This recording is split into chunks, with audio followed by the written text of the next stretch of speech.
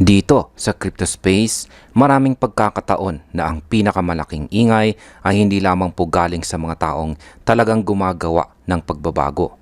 Minsan ang pinakamalakas na kritiko ang pinakaunang nagsasabing hindi yan magiging mainstream. At ilang taon na nating naririnig yan tungkol kay XRP. Minsan sinasabi nilang mahina ito. Minsan sinasabi nilang laos na.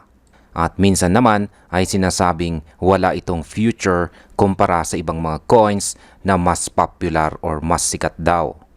Pero nitong huling mga araw, meron pong isang taong tumayo sa entablado para itama ang direksyon ng usapan. At hindi ito kung sino lang, kundi ang mismong Ripple CTO na si Ginoong David Schwartz. Dito niya ipinakita kung saan talaga papunta sa XRP at sa crypto, hindi ito basta mainstream adoption sa retail. Mas malalim, mas malaki at saka mas mabigat.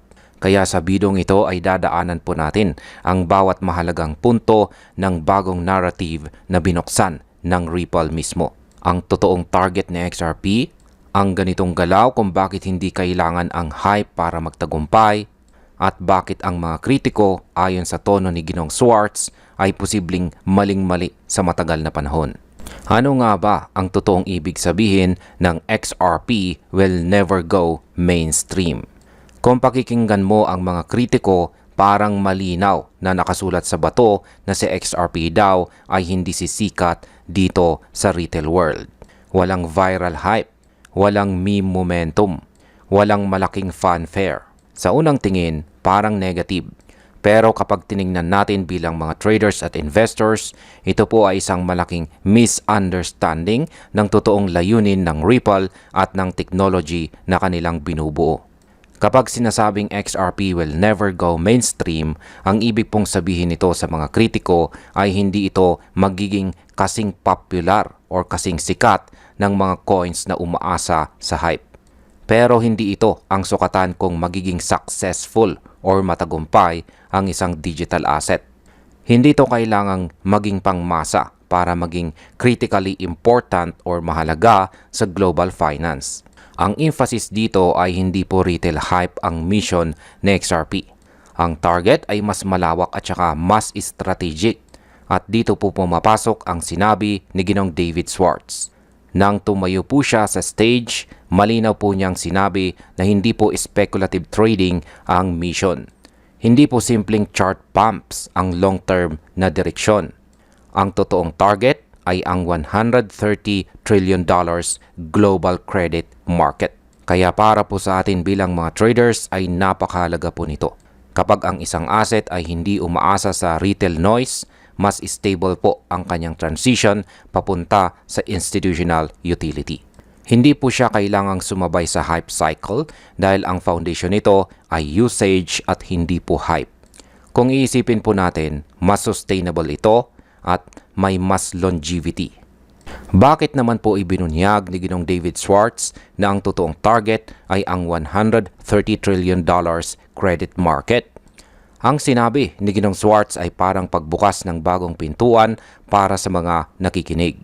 Sa halip na sabihin ng target na XRP ay retail payments o remittances, sinabi po niya ang mas malalim na narrative ay ang global credit at saka ang debt markets. Bakit po ba ito importante? Dahil ang credit market ay mas malaki ng libu-libong beses kumpara sa crypto market. Ito po ang dugo ng global economy. Lahat ng bansang nagpapalitan ng utang, lahat ng corporations na nag-i-issue ng bonds, lahat ng institutions na gumagalaw sa trillions kada taon ay dito po umiikot ang totoong pera. Kapag sinabi mong gusto mong maging settlement layer ng credit markets, hindi ito maliit na ambisyon. Ito po ay structural. Binabago nito ang mismong gulugod ng global finance. Sa perspective po natin bilang mga investors, ang ganitong layunin ay nagbabago ng buong narrative ng XRP. Hindi po ito coin na naghahabol ng retail buzz. Ito po ay asset na pwedeng tumayo sa gitna ng pinakamalaking pera na umiikot sa mundo. At kung maging successful po si Ripple sa pag-position kay XRP dito, hindi na mahalaga kung may nagsasabing hindi mainstream. Dahil ang mas malaking tanong, mainstream ba siya sa institution? At ayon kay Ginang Swartz, yan ang totoong laban. Ngayon ay paano naman po binubuo ni Ripple ang institutional infrastructure na kailangan para sa malaking adoption? Paano po nila magagawang pumasok kay XRP sa pinakamalaking financial market sa mundo? Ang kasagutan po rito ay walang iba kundi ang tinatawag na infrastructure. Hindi po hype, hindi marketing, kundi pagbuo ng mga rails na ginagamit ng mga institutions. Isa po sa pinakamalaking hakbang ay ang $1.25 billion acquisition ng Hidden Road. Isa po itong prime broker. At ito ay hindi po maliit na move or galaw. Ang acquisition na ganitong klase ng kumpanya ay nagbubukas po ng access sa clearing, settlement, custody at securities lending kung saan lahat ay kritikal sa institutional finance. Kapag sinabi ng Hidden Road na lilipat po sila sa XRP Ledger, ito po ang moment kung saan nagdidikit ang traditional finance operations sa blockchain settlement. Ang paglilipat na ito ay hindi po simpleng migration. Ito po ay paradigm shift. Kapag nagsettle ang securities financing, lending o brokerage operation sa isang blockchain, ibig sabihin may real-time, transparent at saka efficient rails na gagamitin. Para po sa atin, ang implication nito sa price movement ay sobrang laki. Ang ganitong integration ay naglalagay po kay XRP sa gitna ng malaking liquidity flow. Ang ibig pong sabihin nito ay hindi na lang po siya umaasa sa speculative cycle. Kapag institutions ang gumagamit, ang demand ay operational, hindi po emotional. At pagdating po sa operational demand, ito po ang pinakamalakas na uri ng demand. Paano naman po nagbibigay ng massive boost ang XRP ETF at ang regulatory impact nito? Ang regulatory landscape ay matagal nang malaking hadlang para kay XRP. Pero ngayon, nagbago po ang ihip ng hangin. Unang pumutok ang balita na ang Canary Capital's XRPC ETF ay officially trading at approved na sa Nasdaq nitong nakalipas po na November 12, 2025.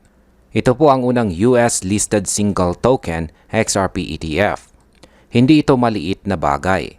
Ang unang araw ng trading ay nagpakita po ng astonishing na volume. At kapag institutions ang unang pumapasok, kadalasan ito po ang simula ng mas malaking paggalaw.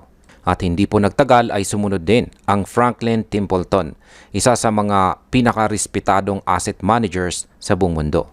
Nag-launch po sila ng kanilang sariling EZRP ETF nitong nakalipas na November 18, 2025. Ang kanilang S-1 adjustments ay malinaw na tanda na gusto nila ng straight path or diretsong daan papasok sa market. At nang lumabas ang kanilang trust sa DTCC Active Funds list, malinaw po ang kanilang message. Handa po sila para sa institutional settlement. Ganito po ang mga moment na nagpapakita ng regulatory maturity. Kapag may ETF, ibig pong sabihin natapos na ang pinakamabigat na legal uncertainties. Ang assets na nagkakaroon po ng spot ETF sa US ay napupunta sa territory na may high credibility. At kung susundan po natin ang history ni Bitcoin, grabe ang naging epekto ng ETF sa kanyang presyo dahil nagbuwas po ito ng institutional doors. Para po sa atin bilang mga traders, ito po ay ang moment na nagpapakita ng shift or pagbabago. Hindi lang tayo nakatingin sa chart patterns, kundi nakikita natin ang structural validation. Ngayon ay paano naman po ikinokonekta ni Ripple ang tokenization, custody at saka cross-border finance sa isang vision. Habang lumalalim ang narrative, lumilinaw po ang strategic play ni Ripple. Ang kanilang ginagawa ay hindi pira-pirasong operations. Ito po ay isang ecosystem na binubuo nilang buo. At ang mga ito ay ang custody, brokerage operations, tokenization platforms, settlement rails, at ang cross-border movement. Kapag sinabi po nating building the rails, hindi po ito metaphor. Ito ang literal na pagbuo ng bagong highway kung saan maglalakbay ang trillions na halaga ng assets. At dito po pumapasok si XRP bilang on-chain liquidity at settlement medium. Kung magtagumpay po ito, hindi lamang po cross-border payments ang kanilang inaayos. Inaayos po nila ang institution-grade settlement. Ibig sabihin, may uniformity, transparency, faster clearing times, at mas murang operations para sa banks at saka financial institutions. At dahil dito, may pagkakataon po sa XRP na maging tulay sa pagitan ng traditional credit instruments at blockchain native operations. Ito po ang klase ng integration na hinihintay ng institutional world. Hindi po sila papasok para maglaro ng speculative trading.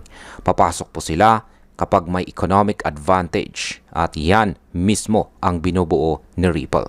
Ngayon ay bakit naman po critical ang timing ng kanilang strategy ngayon? Ngayon po natin maintindihan ang sinasabi nilang timing at bakit ngayon. Bakit ito ang moment? Ito po ay dahil ang US SEC ay naglabas ng mga bagong rules na nagpapadali ng listing ng spot crypto ETF. Ang ganitong regulatory clarity ay hindi madalas mangyari at kapag nangyari, gustong-gusto itong sulitin ng mga institutions. Ang timing na ito ay nagbigay daan para sa mga ETF, migration ng hidden road operations at pagsulong po ng Ripple sa institutional partnerships. Para itong domino effect, isa sa mga pinakamagandang timing na posibleng makuha ng isang digital asset. At bilang mga traders, alam po natin na sa ganitong klima, ang mga galaw ay hindi mabilis pero malalim. Hindi ito pump and dump play. Ito po ay accumulation phase papunta sa strategic utility. At bilang panghuli ay ano naman ang aking masasabi tungkol dito. Kapag sinabi ng mga kritiko na hindi magiging mainstream si XRP, hindi po nila naiintindihan ang bigger picture. Hindi retail ang target. Institution po ang target. Hindi po hype ang puhunan. Infrastructure ang puhunan. Hindi speculative cycles ang basihan, kundi structural relevance. Ang ipinakita po ni Ginong David Schwartz ay hindi pangarap. Hindi po ito hype speech. Ito po ay blueprint. Ang blueprint kung paano po makakakonect sa XRP sa pinakamalaking financial systems sa mundo. Kaya kung titignan po natin ng malalim, ang mas magandang tanong ay hindi kung magiging mainstream ba sa XRP. Ang tanong ay handa ba ang mundo kapag naging default system layer siya sa global credit flow? At dito, malinaw ang kapalaran. Maraming taon nang ina-underestimate sa XRP. At kung magkatotoo po ang vision na ito, baka ito ang pinakamasamang miscalculation ng mga kritiko. At hanggang dito na lamang po tayo sa video na ito mga ka-crypto. Maraming salamat sa panonood.